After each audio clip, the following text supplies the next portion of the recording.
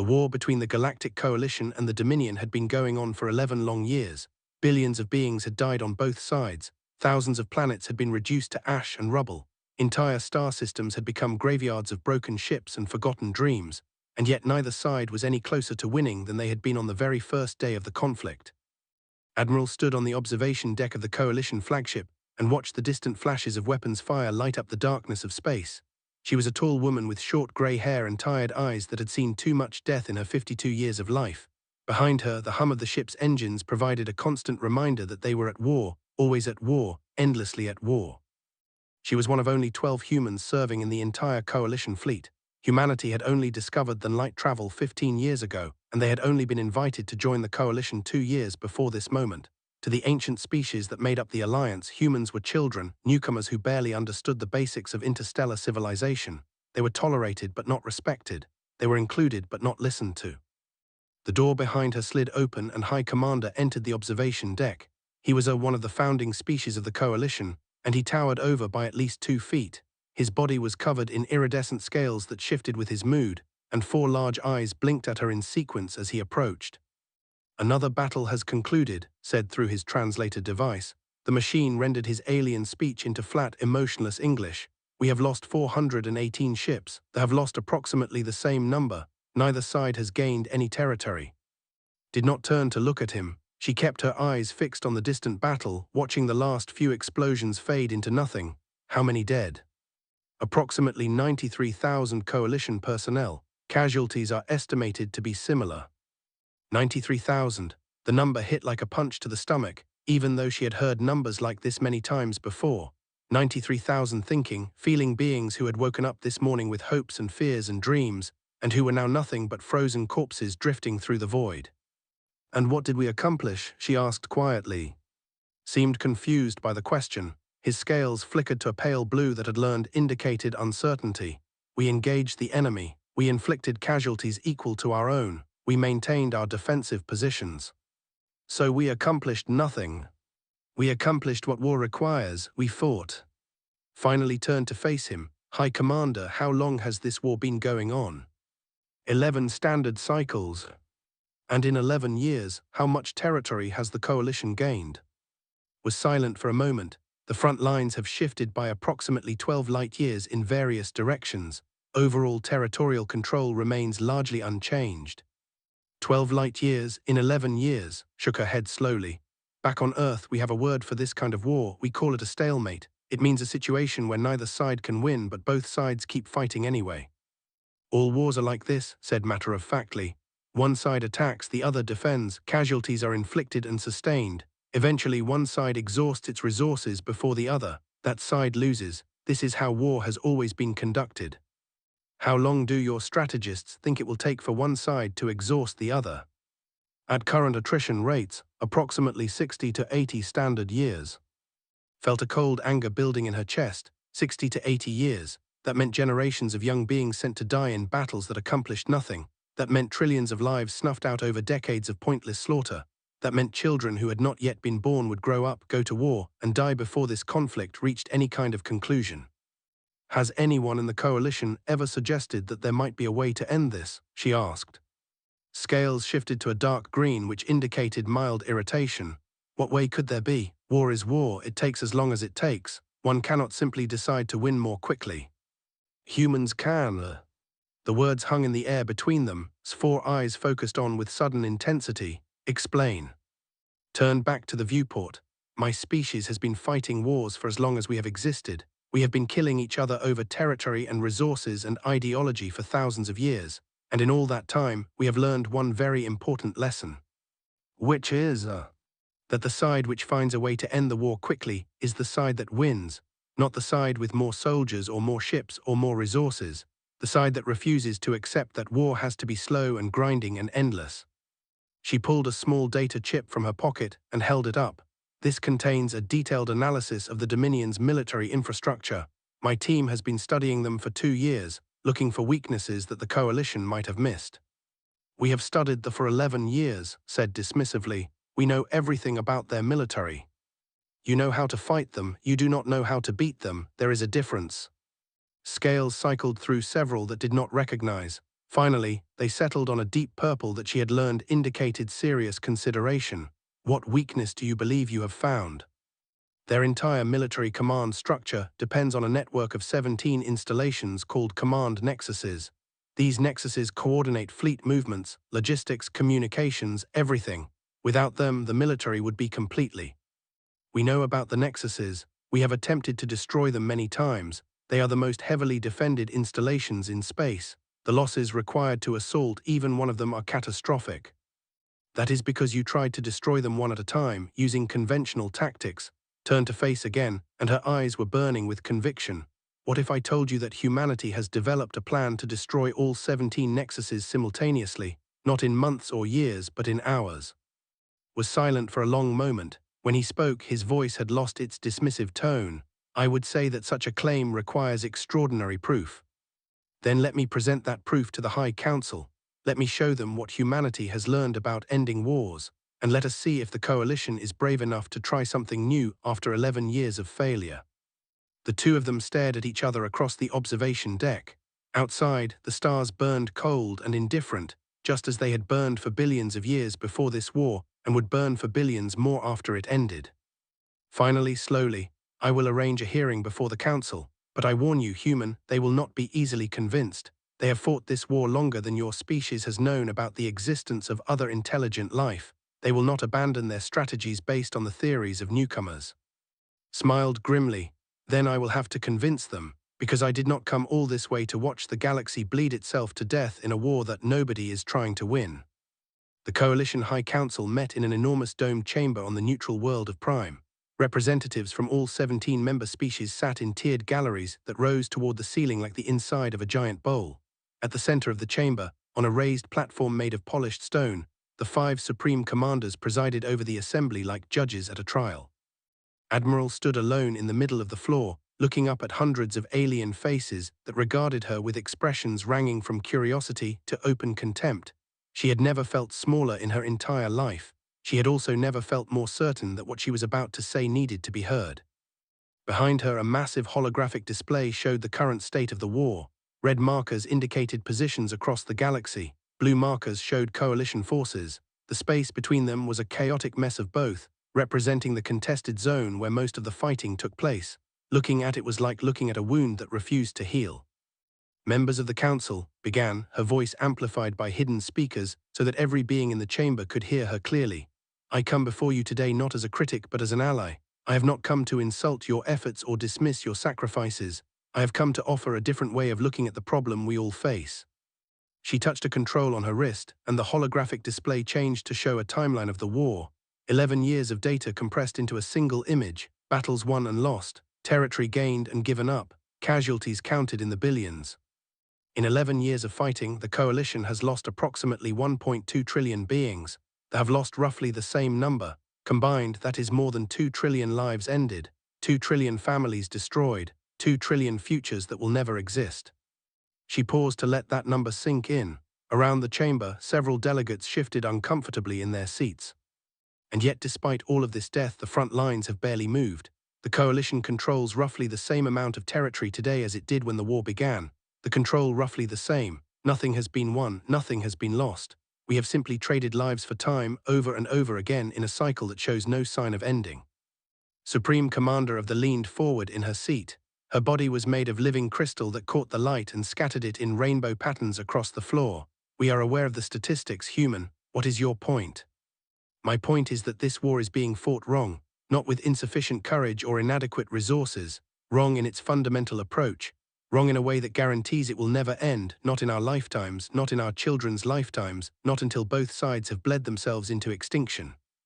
A murmur ran through the galleries, pressed forward before anyone could interrupt her.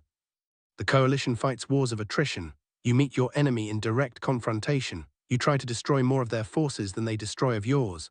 You do this over and over, year after year, believing that eventually the balance will tip in your. This is how the coalition has always fought. This is how they have always fought. This is how everyone in the galaxy has always fought. She changed the display again, this time showing historical records from Earth. Images of human wars flashed across the screen, from ancient battlefields to modern conflicts. My species has also fought wars of attrition. We have learned, through centuries of terrible experience, that attrition is the most wasteful and least effective form of warfare ever devised. It destroys both sides while guaranteeing neither a swift victory. It turns wars that could last months into wars that last decades. Supreme Commander of an ancient being whose species had been fighting the longer than any other, spoke in a voice like grinding stone. And what would you propose instead, young one? Should we simply stop fighting? Should we surrender to thee and accept their domination? No, I propose that we actually win. Silence fell over the chamber, could feel hundreds of eyes fixed on her, waiting to see if she had lost her mind. Humanity has spent 2 years studying the Dominion. We have analyzed their military structure, their supply chains, their communication networks, their decision-making processes. We have looked for weaknesses that the Coalition might have overlooked because you were too busy fighting to step back and observe. She brought up a new display showing a complex web of nodes and connections.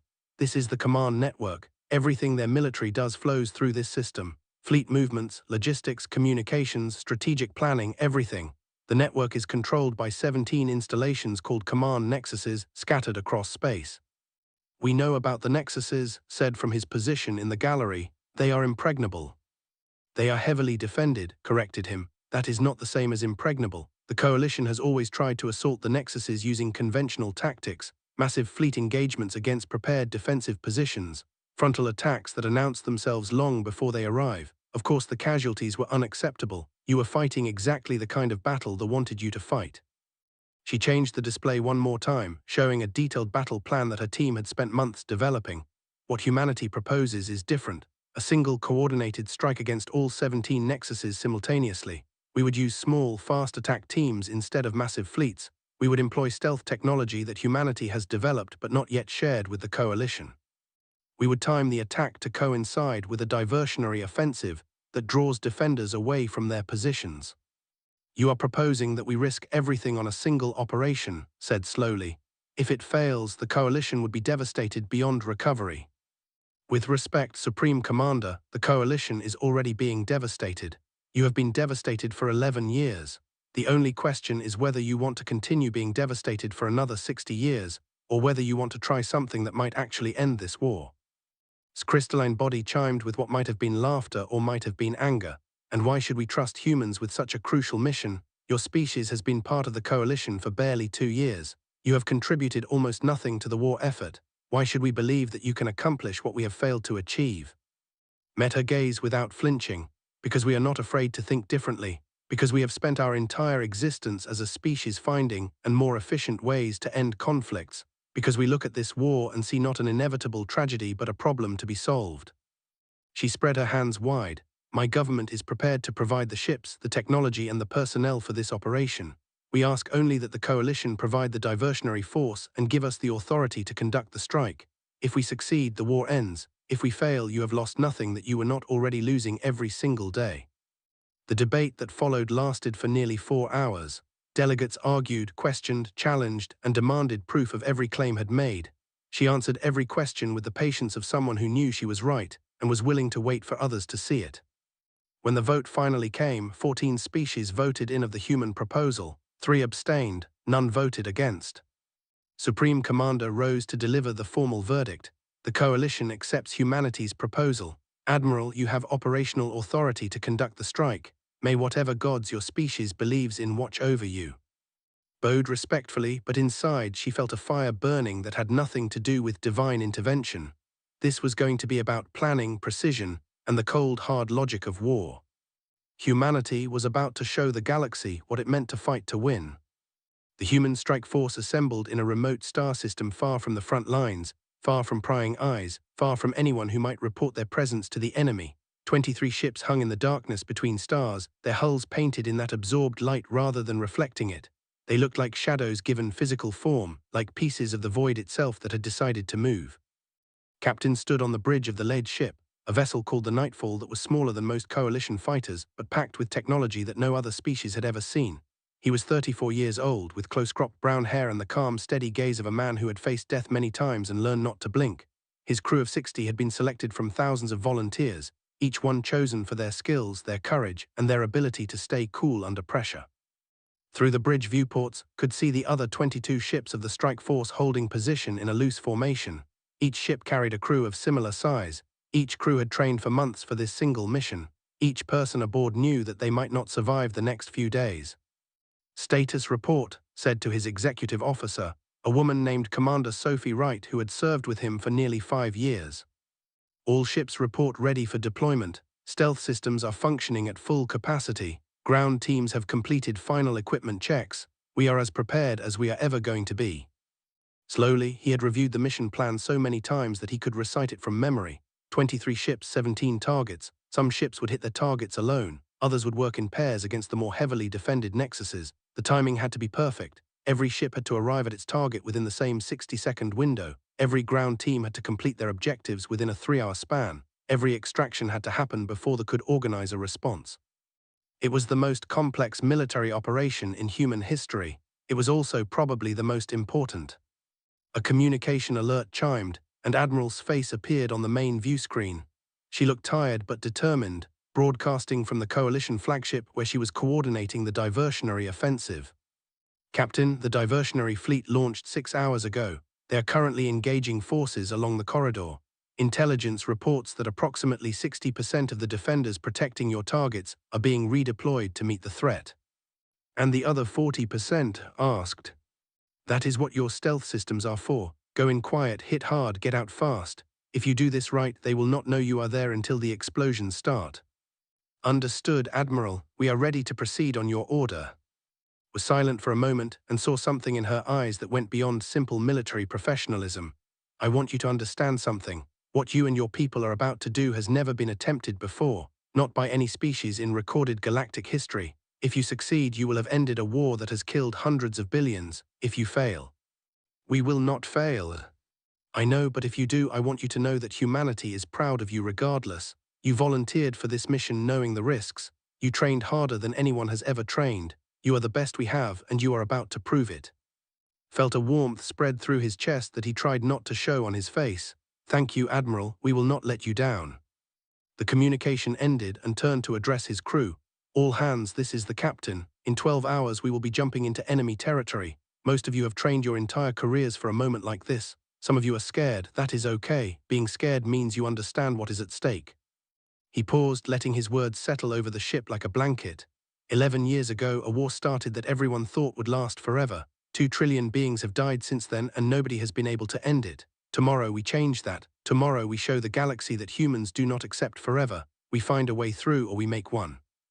In the cargo bay 3 decks below the bridge, Master Sergeant Victor gathered his ground assault team for one final briefing. 18 soldiers in full combat gear, their faces painted in dark that would help them blend into the shadows of the enemy installation they were about to attack. "Listen up," Victor said in a voice that carried easily despite being barely above a whisper. "Our target is Nexus Prime, the central hub of the entire command network. If we take it down, the whole system crashes. If we fail, 17 other teams are counting on us to at least keep the enemy busy while they complete their missions." He pulled up a holographic map of the Nexus facility. "We insert via drop pod, hitting the surface at approximately 200 meters per second. The pods will absorb most of the impact, but it is still going to hurt. Once we are on the ground, we split into 3 teams. Alpha team takes the primary power generator. Bravo team takes the communication array. Charlie team, that is me, takes the central command core." Private First Class Amy Torres, the youngest member of the squad at just 22 years old, raised her hand. "Sergeant, what if we encounter resistance than expected?" "Then we improvise, we adapt, we overcome. That is what humans do, Torres. We do not give up, we do not back down, and we absolutely do not fail when the entire galaxy is counting on us." The hours passed slowly, filled with final equipment checks, last-minute briefings, and the quiet conversations that happen between soldiers who know they might be saying goodbye. Some wrote letters to loved ones back on Earth. Others simply sat in silence, themselves mentally for what was to come. Spent most of that time walking through his ship, talking to crew members, questions, and providing whatever reassurance he could. He found Palmer, his pilot, running simulations on the navigation console. He found Dr. Cole, the ship's medical officer, organizing his surgical supplies with obsessive precision. He found dozens of other people doing dozens of different tasks, all united by a single purpose. Finally, the countdown reached 0. 23 ships activated their hyperspace drives and vanished from normal space, each one hurtling toward a different destination deep within enemy territory. The strike had begun. Settled into his command chair and watched the swirling of hyperspace flow past the viewports. In a few hours, they would either be heroes or they would be dead. There was no middle ground, no room for partial success or defeat. He thought about his parents back on Earth, about the small town in Colorado where he had grown up, about all the ordinary everyday things that he might never experience again. Then he pushed those thoughts aside and focused on the mission. There would be time for nostalgia later. Assuming there was a later. All hands, he announced over the ship's intercom system. Jump complete in 30 minutes, final preparations, this is what we trained for, this is what we were born for, let us make it count. In the depths of the nightfall, 18 soldiers checked their weapons one last time and prepared to fall from the sky like avenging angels. 23 ships dropped out of hyperspace at the exact same moment, scattered across 17 different star systems deep within territory. The timing was perfect, synchronized down to the millisecond by atomic clocks that had been calibrated with obsessive precision. One moment the ships did not exist in normal space. The next moment they were there, dark and silent and deadly. On the bridge of the Nightfall watched as his pilot, Palmer, guided them toward their target with smooth, confident movements. The view screen showed Nexus Prime growing larger as they approached, a massive facility that sprawled across the surface of a barren moon. Platforms orbited overhead, patrol ships moved in predictable patterns. Sensor arrays swept the surrounding space with invisible beams of energy. None of them detected the Nightfall. The ship's stealth systems bent light and sensor waves around the hull, making it effectively invisible to anything except direct visual observation, and no one was looking. Approaching insertion point, reported in a whisper, as if speaking too loudly might somehow alert the enemy. 2 minutes to ground team deployment. Keyed the intercom, Sergeant, you are go for insertion. 3 decks below, Victor and his 18 soldiers climbed into their drop pods. The pods were barely large enough for a single person, coffin-shaped capsules that would carry them from orbit to the surface in less than 90 seconds. It was going to be the most terrifying minute and a half of their lives. Alpha Team ready, came the first confirmation. Bravo Team ready. Charlie Team ready. Victor pulled his restraints tight and sealed his helmet. All teams, remember the plan. Hit your targets, plant your charges, get to extraction, do not stop for anything, do not get distracted. The fate of the galaxy depends on what we do in the next few hours. The pod bay doors opened, revealing the vast emptiness of space and the distant grey surface of the moon below. For a moment, everything was silent. Then the pods launched. Victor felt himself slammed back into his seat as acceleration crushed his body with tremendous force. The pod shook violently as it entered the thin atmosphere of the moon, heating up from friction until the outer hull glowed red. Alarms screamed warnings that he ignored because there was nothing he could do anyway. Either the pod would survive re-entry or it would not. 50 seconds, 30 seconds, 10 seconds. The retro rockets fired at the last possible moment, slamming Victor forward against his restraints hard enough to bruise. Then the pod hit the ground with a thunderous crash that rattled every bone in his body. He was alive, he was on the surface, the mission had begun. Victor blew the emergency release on his pod hatch and scrambled out into the darkness, his weapon already in his hands. Around him, 17 other pods had landed in a rough circle, and his soldiers were emerging from them with practiced efficiency. No one was injured, no one was missing. Alpha Team moved to primary target, Bravo Team communication array, Charlie Team on me. They moved through the facility like ghosts, using the shadows and the confusion of the unexpected attack to slip past guards and security systems. They had never seen an assault like this before. They were designed to repel massive fleet attacks, not small teams of infiltrators who appeared out of nowhere and struck without warning. In the first hour, all 3 teams reached their objectives. Alpha Team planted charges on the primary power generator, while 2 soldiers held off a squad of guards who had stumbled onto their position. Bravo Team disabled the communication array with a combination of explosives and electronic warfare, that no distress signal could be sent to warn other installations. Charlie Team fought their way into the central command core and began setting charges on the critical systems that kept the entire Nexus running.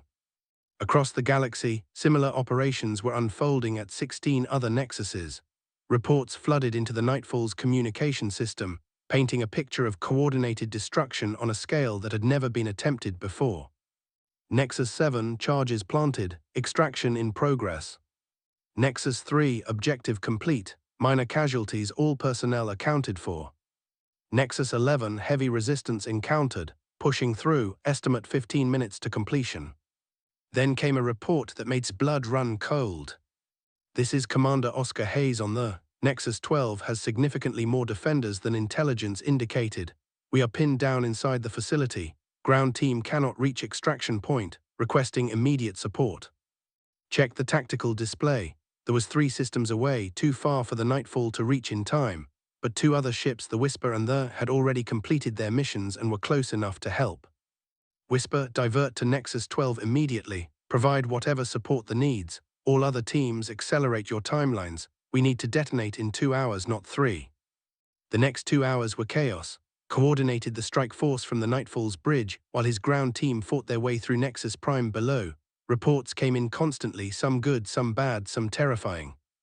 The Whisper and reached Nexus 12 and turned the tide of the battle, their weapons cutting through defenders while Oscar Hayes led his ground team to complete their mission.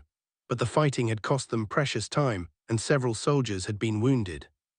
At Nexus 15, things went wrong in a way that could not be fixed. A quick reaction force arrived than anyone expected, trapping the ground team inside the facility with no path to extraction. The team leader, Lieutenant Grace Park, made a decision that would haunt everyone who survived the operation.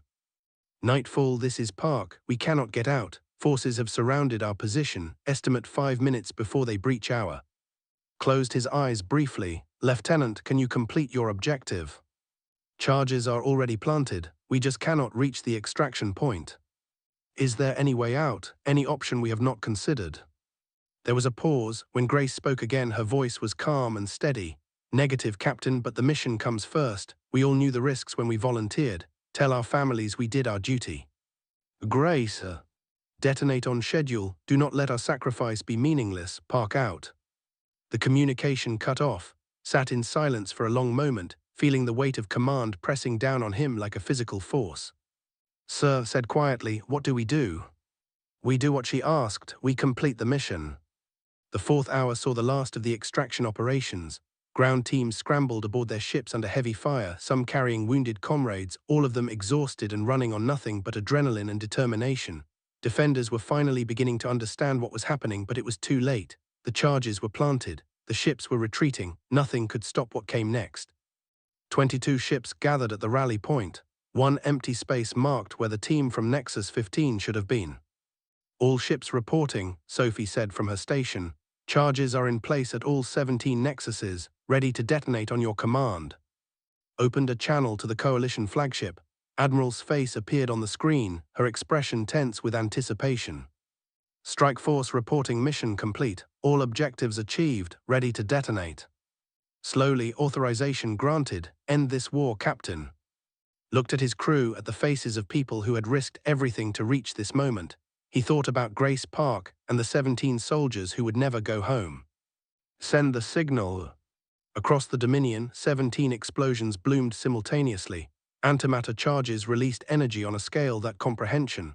In seconds, the entire command network ceased to exist. The war that had lasted 11 years ended in 5 hours. 1 year had passed since the strike that changed the galaxy. Admiral stood before the Coalition High Council once again, in the same enormous domed chamber on Prime where she had first proposed the impossible mission. But the atmosphere in the room was completely different now. Where once there had been despair and exhaustion, there was now hope and cautious optimism. Where once the delegates had looked at her with doubt and suspicion, they now regarded her with something approaching respect. The war was over. The Dominion, its military command structure completely destroyed, had sued for peace within 72 hours of the strike. The terms of the treaty were generous by historical standards, designed to end the conflict permanently rather than plant seeds of resentment that might bloom into future wars.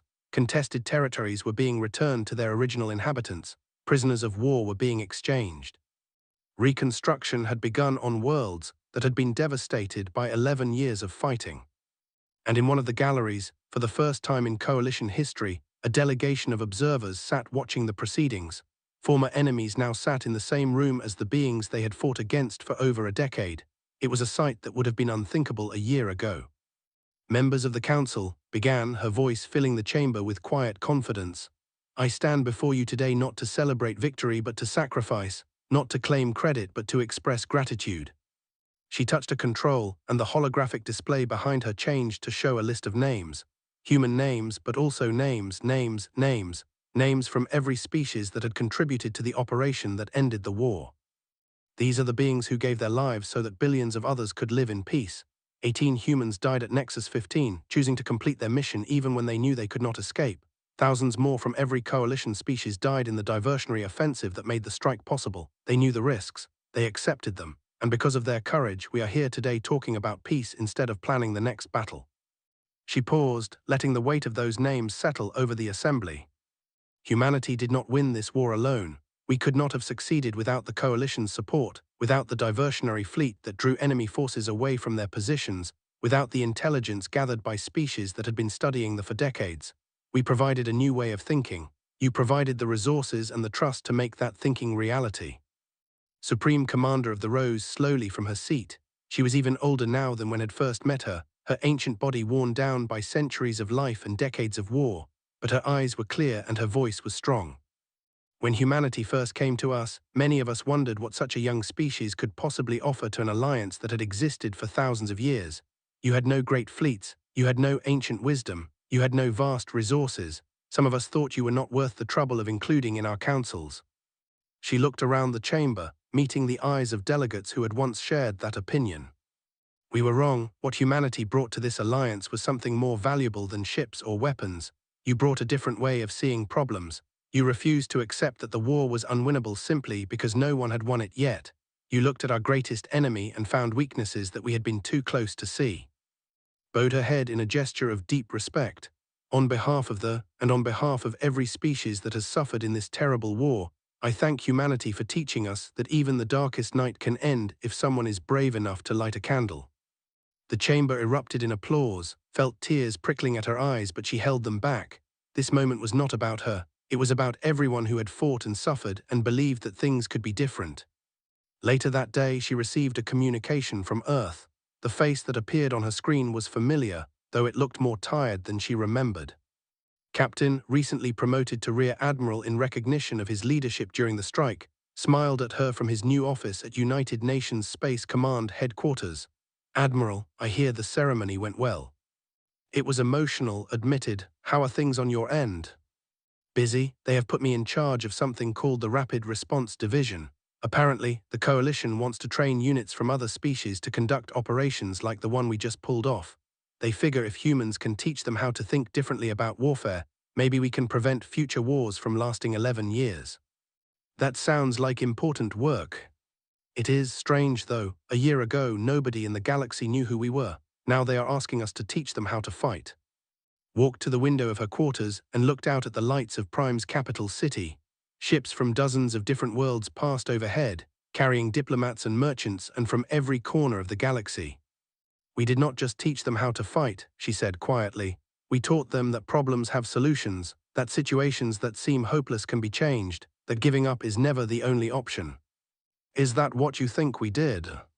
That is what I know we did. The thought they were invincible because no one had ever figured out how to beat them. The Coalition thought the war was unwinnable because it had gone on for so long. Everyone had accepted that things would stay the same forever. She turned back to face the screen.